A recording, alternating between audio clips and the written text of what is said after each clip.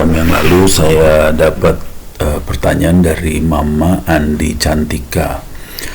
Saya request seputar masalah yang paling umum dan sering dialami pengguna Linux, yaitu permasalahan file system is read only. Gara-gara kena ini jadi tidak bisa apa-apa di OS Linux. Adapun cara mengatasinya kalau dicek di Google selalu ambigu dan masih nggak jelas untuk solve-nya. Oke. Jadi kalau file system read only itu biasanya kejadian kalau harddisknya atau flashdisknya rusak. Jadi itu udah rusak sih sebenarnya harddisknya atau flashdisknya.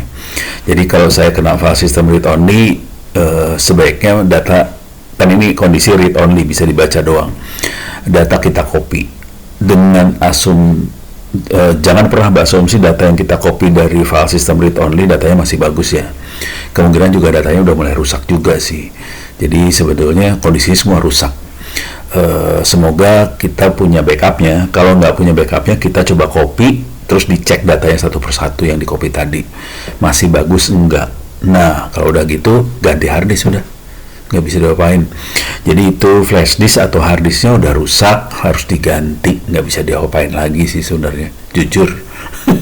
Ya kalau udah read only udah seperti itu, dan itu bukan terjadi di file system Linux saja ya, di Windows juga bakal kayak gitu. Nah untuk mengatasi supaya kita tidak sampai file system read only seperti itu, caranya adalah kita harus sopan dalam men-shutdown atau mencabut flash disk.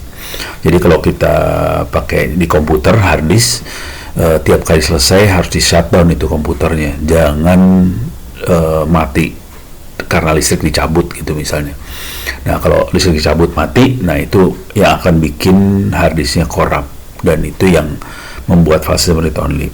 Hal yang sama terjadi dengan flash disk. Kalau flash disknya kita cabut paksa tanpa di unmount, ya itu akan jadi file system read only.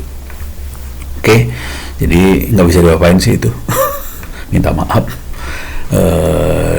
Mudah-mudahan data Anda ada backupnya supaya bisa dipakai lagi datanya. Kalau harddisknya sih kayaknya dibuang sih, udah nggak bisa diapain lagi, kecuali kasih ke orang-orang yang bisa benerin harddisk. Ini udah fisik soalnya. Demikian, terima kasih.